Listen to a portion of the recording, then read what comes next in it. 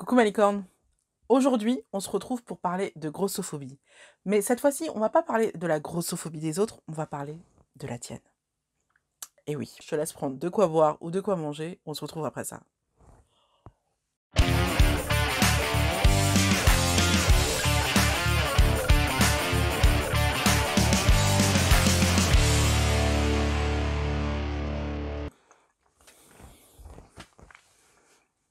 C'est pas une bonne idée de prendre du bubble tea pour faire un tournage. Et après, faut mâcher les perles de tapioca. En tout cas, si vous me suivez sur Instagram, vous savez que le bubble tea, c'est ma passion. Love bubble tea.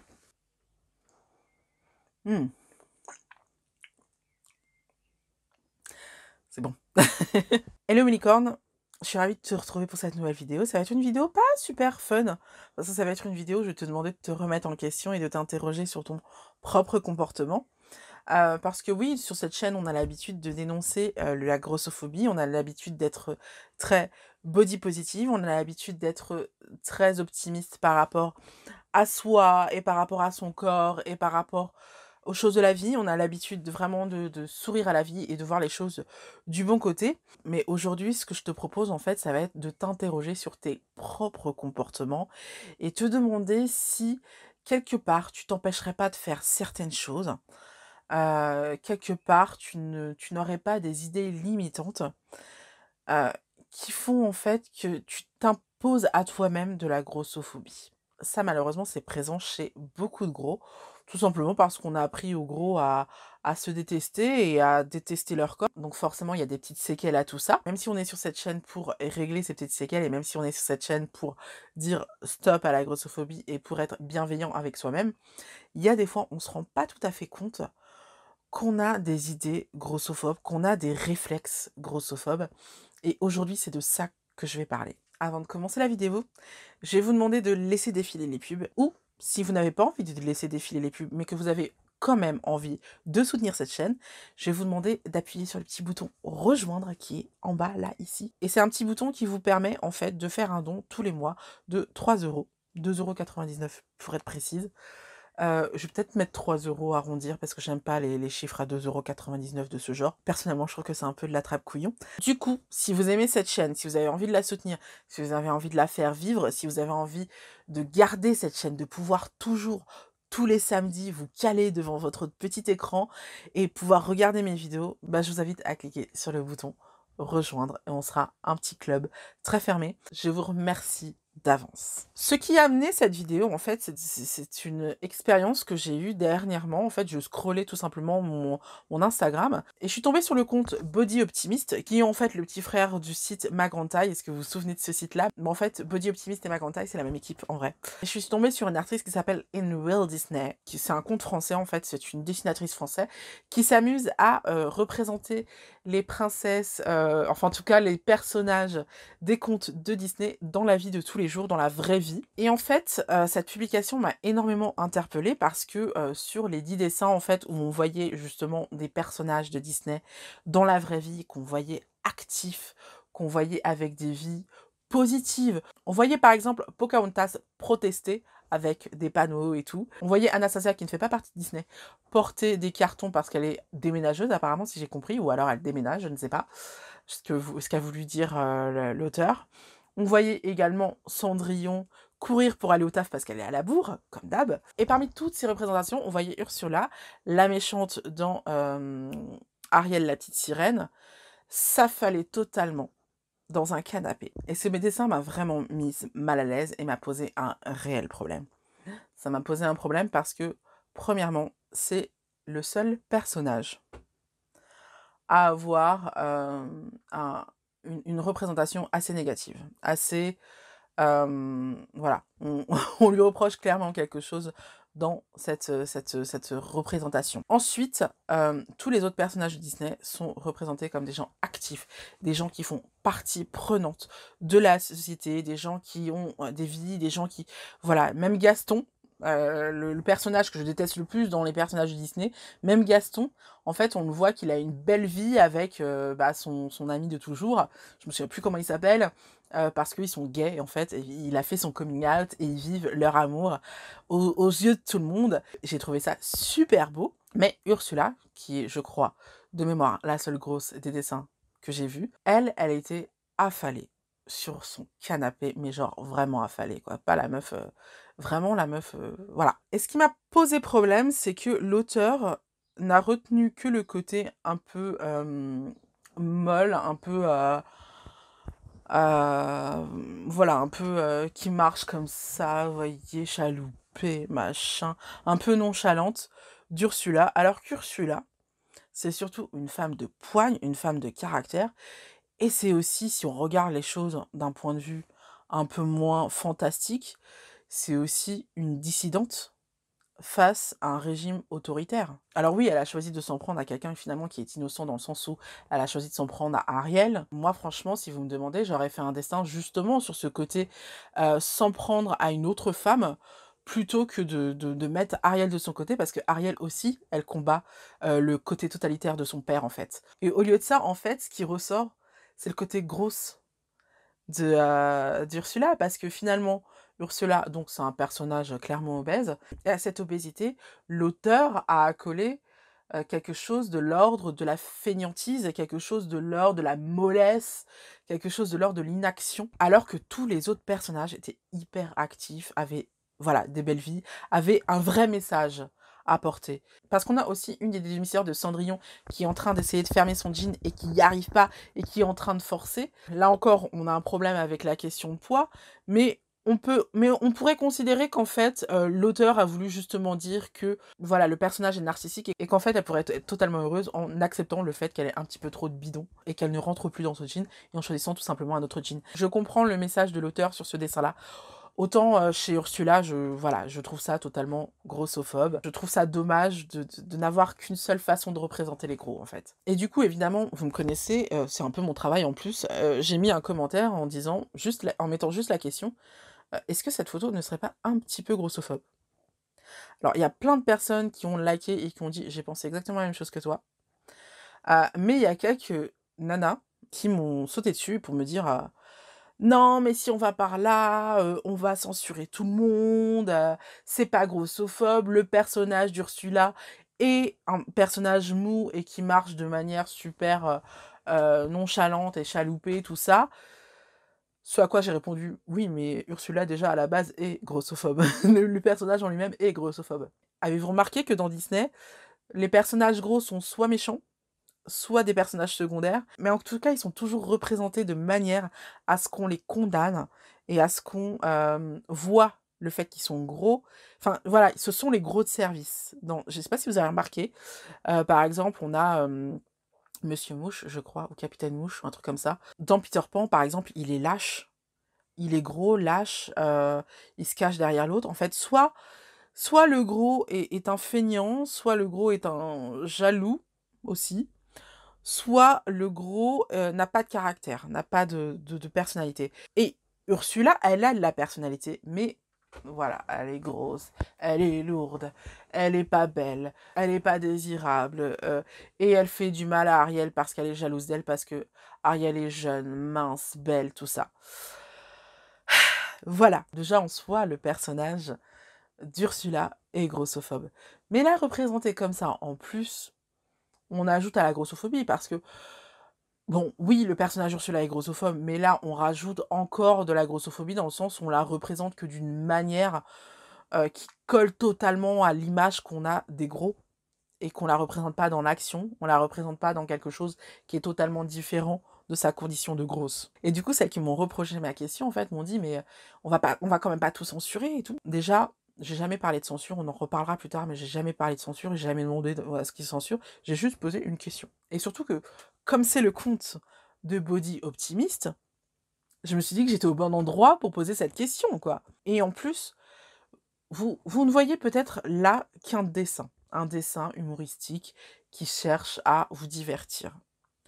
Le problème, c'est que ce genre de représentation des gros va alimenter des clichés qu'on a et va s'imprégner dans les enfants tout jeunes et tout de suite, ils vont associer le fait d'être gros à la paresse, à la mollesse, parfois à la jalousie, parfois à l'envie, mais ils vont associer ça à quelque chose de très négatif. Suite à ça, j'ai pris la publication et j'ai, posé la question sur mon compte Instagram pour savoir si, la photo, enfin le dessin était oui ou non grossophobe selon vous.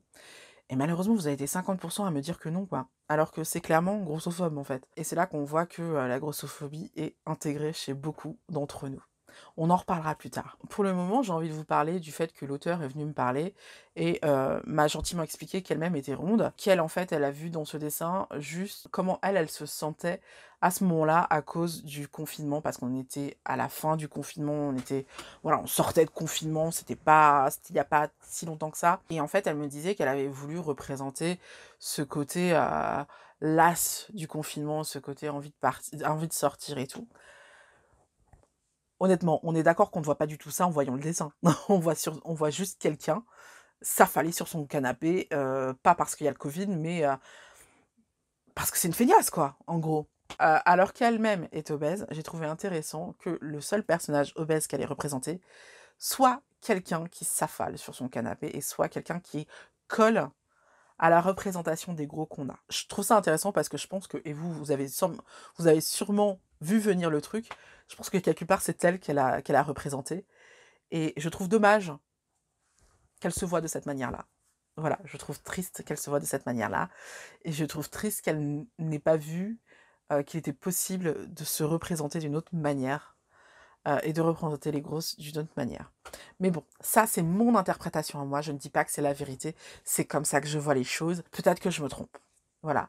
Mais ce que je voulais vous dire, c'est que, en fait, l'auteur m'a dit qu'elle comprenait ce que je voulais dire et qu'elle était elle-même extrêmement sensible à ça.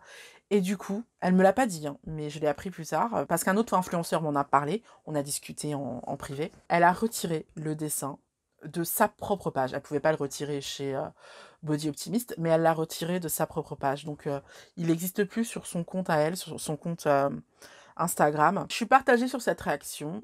D'un côté, je trouve ça cool qu'elle ait réfléchi à ce que j'ai dit, et je trouve ça cool qu'elle ait compris, qu'elle se soit remise en question. Parce que c'est pas facile. Moi, je me prends des clashs dans la gueule tous les jours à cause de YouTube, en fait, à cause du métier que je fais. Et je peux vous dire que c'est pas facile de rester ouvert aux critiques parce qu'on a tendance finalement à se faire une carapace, se forger une carapace pour ne pas prendre trop à cœur ce qu'on se reçoit dans la tronche. Donc je trouve ça cool qu'elle ait réussi à réfléchir à ça et je trouve ça cool qu'elle ait compris ce que je voulais dire. J'irai pas jusqu'à dire qu'elle est d'accord avec moi parce qu'elle n'a pas dit qu'elle était d'accord avec moi, mais je trouve ça cool qu'elle ait réagi de manière positive à ce que je disais. Maintenant, je vous rappelle que je ne voulais absolument pas qu'elle censure son dessin. C'était pas du tout mon but. Mon but, c'était de chercher la discussion, c'était de chercher à faire comprendre aux gens qui voyaient la photo, le dessin, qu'il y avait un souci dans ce genre de représentation. Et en fait, contrairement à ce qu'on croit, c'est hyper important de soulever ce genre de point quand on voit ce genre de représentation qui va coller à la peau des gros, alors que c'est basé sur des purs clichés. Du coup, j'ai bien peur que si vous-même, vous n'avez pas vu le côté grossophobe de ce dessin, c'est que vous-même, vous avez intégré la grossophobie. Qu'est-ce que la grossophobie intégrée? C'est un peu comme le racisme intégré. C'est le fait que bien que vous soyez vous-même gros, grosse, vous ayez intégré certains clichés, un certain comportement, et que vous avez tellement intégré ça que vous l'avez accepté et que vous-même, vous avez tendance soit à le reproduire, mais donc comme vous ne vous en rendez pas compte, il vous arrive vous-même de faire ce genre d'amalgame, de faire ce genre de cliché, d'avoir ce genre de cliché, de rentrer en fait dans le moule du gros qu'on vous a forgé. La grossophobie intégrée, c'est par exemple ne pas oser faire quelque chose qu'on veut faire parce qu'on considère que comme on est gros, on n'a pas le droit de le faire. Par exemple, j'en ai souvent parlé, mais moi, mon petit péché mignon, c'est les mecs bien baraqués, avec un joli corps, tout ça. Et pendant très longtemps, j'ai considéré que je ne méritais pas ça. Donc j'avais un comportement qui visait à accepter le comportement négatif des mecs qui étaient comme ça, pour pouvoir sortir avec ces mecs et pour pouvoir continuer à sortir avec ces mecs. Mais du coup, je me tire une balle dans le pied parce que finalement, je n'avais que des relations superficielles avec eux et des relations où j'étais assez maltraitée. À partir du moment où je me suis rendu compte que c'était parce que j'étais grosse que je me comportais comme ça et que j'étais pas obligée de me comporter comme ça, et ben j'ai eu beaucoup moins de problèmes avec les mecs et je sors toujours avec des mecs baraqués, plutôt beaux gosses, et je peux vous dire que ça se passe très bien. Autre réflexe de grossophobie intégré, moi j'ai toujours été passionnée de mode, vous le savez, et quand j'étais étudiante, je savais que je voulais être journaliste. D'ailleurs, j'étais rédactrice dans un magazine à côté parce que j'étais en contrat de professionnalisation. Et je n'osais pas dire que j'étais rédactrice de mode alors que je faisais toutes les chroniques sur la mode. Pourquoi? Tout simplement parce que je me sentais pas légitime dans le sens où j'étais grosse. Donc je considérais qu'une grosse ne pouvait pas être rédactrice de mode. Évidemment, par la suite, j'ai cordu le cou à cette idée reçue au point de lancer moi-même mon magazine pour les rondes. Malheureusement, il n'a pas duré, mais au moins ce cliché avait disparu. Et je suis sûre que si vous y réfléchissez, vous-même, vous avez un comportement qui vous empêche de faire quelque chose, de dire quelque chose, d'être quelque chose, juste parce que vous êtes grosse. Et ça s'appelle la grossophobie intégrée. Et je vais pas vous faire un serment pour vous dire que c'est pas bien tout ça, parce que vous le savez, vous en rendez bien compte, tout simplement parce que ça vous empêche de faire ou d'être quelque chose que vous voulez être. Ou faire. Tout ce que j'ai envie de vous dire aujourd'hui, c'est de vous interroger sur votre comportement et de vous demander si vraiment le fait d'être grosse vous empêche d'atteindre réellement les objectifs que vous avez vraiment au fond de votre cœur, que vous voulez vraiment accomplir. La plupart du temps, c'est dans notre tête. Et ce n'est pas parce que le monde extérieur est grossophobe que vous devez accepter la grossophobie et que vous devez vous-même être grossophobe. Vous n'avez pas à accepter la grossophobie. Pour ceux qui me suivent depuis un petit moment, vous savez normalement que j'admire énormément Zlatan Ibrahimovic. Alors je sais, il ne fait pas l'unanimité, je vous demande pas de l'adorer. Tout ce que j'ai envie de vous dire, c'est que dernièrement, j'ai vu sur son compte Instagram une vidéo d'un d'un jeune homme de 14 ans à peu près, 13-14, qui était interrogé par un adulte et qui lui disait: quel est le plus grand mensonge qu'on t'a dit quand tu étais enfant? Et le gamin il répond: c'est pas si facile. Et l'adulte, du coup, lui explique la question, lui explique plus en détail la question. Il lui dit: oui, oui, mais justement, le mensonge, le plus gros mensonge qu'on m'ait dit quand j'étais enfant, c'est que les choses n'étaient pas si faciles. Et il a raison. La vie est bien plus simple qu'on croit. Quand on a un objectif, on peut toujours l'accomplir. Il suffit de prendre les décisions qu'il faut pour y arriver. Il y a beaucoup de gens qui me disent que j'ai énormément de chance d'être influenceuse, que les marques parfois m'envoient des trucs gratuitement, des trucs comme ça. Ce n'est pas de la chance. J'ai travaillé pour ça. J'ai travaillé pour avoir 10 000 abonnés. J'ai travaillé pour réunir une communauté qui fait que les marques ont envie de communiquer à travers moi. Les marques ne m'envoient pas des choses parce que j'ai de beaux yeux. Non, ils m'envoient des choses parce que c'est dans leurs intérêts. Pour pouvoir avoir cette communauté, j'ai fait énormément de sacrifices dans ma vie personnelle. Énormément. Je ne dirais que ça. Normalement, vous savez de quoi je parle. Quoi qu'il en soit, j'ai atteint mes objectifs, malgré mes kilos en trop. Donc, quoi que vous ayez envie de faire, de dire, quoi qu'il soit dans votre esprit, quoi que vous interdisez, il vous suffit de vous autoriser à le faire. Voilà. Et pour en revenir à notre série de dessins, les gens qui défendaient ces dessins au nom de la liberté d'expression, c'est des gens qui justifient la grossophobie au nom de la liberté d'expression. Ça n'a aucun sens. C'est pas parce que tu dis à quelqu'un que tel ou tel dessin est grossophobe ou raciste que tu demandes la censure. Alors oui, au bout d'un moment, les gens s'auto-censurent parce qu'ils comprennent que leur comportement, leurs idées ou leurs projets sont un petit peu border, mais c'est pas négatif. C'est pas négatif, ça veut dire que les gens évoluent dans leur façon de penser. C'est pas un peu ce qu'on cherche? C'est-à-dire que oui, il y a quelques années, quand tu venais voir un flic alors que tu venais de te faire violer et que tu portais une jupe, on te disait que tu l'avais bien cherché. Mais à force de dénoncer ce genre de comportement, bah, les flics ne disent plus ça. Et du coup, tu peux aller voir un flic aujourd'hui, normalement. Tu peux aller voir un flic aujourd'hui pour dénoncer un viol sans qu'on te dise que c'est de ta faute. parce qu'on a dénoncé ce comportement déplacé. Vous le saurez pour la prochaine fois si vous-même vous voyez des posts grossophobes. Le fait de dénoncer ce genre de choses, ce n'est pas demander la censure, c'est pousser les gens à s'interroger sur leurs idées, leur façon de voir, sur l'à propos de leur post. Voilà. C'est tout pour aujourd'hui. J'espère que la vidéo vous a plu, j'espère qu'elle vous a fait réfléchir. N'hésitez pas à me dire dans les commentaires ce que vous avez pensé de cette vidéo. N'hésitez pas à mettre un petit pouce bleu si vous avez apprécié la vidéo. On se retrouve la semaine prochaine pour une nouvelle vidéo. En attendant, vous pouvez voir et revoir mes dernières vidéos. Pensez à me rejoindre si vous le souhaitez. Et on se retrouve bientôt. Bye bye.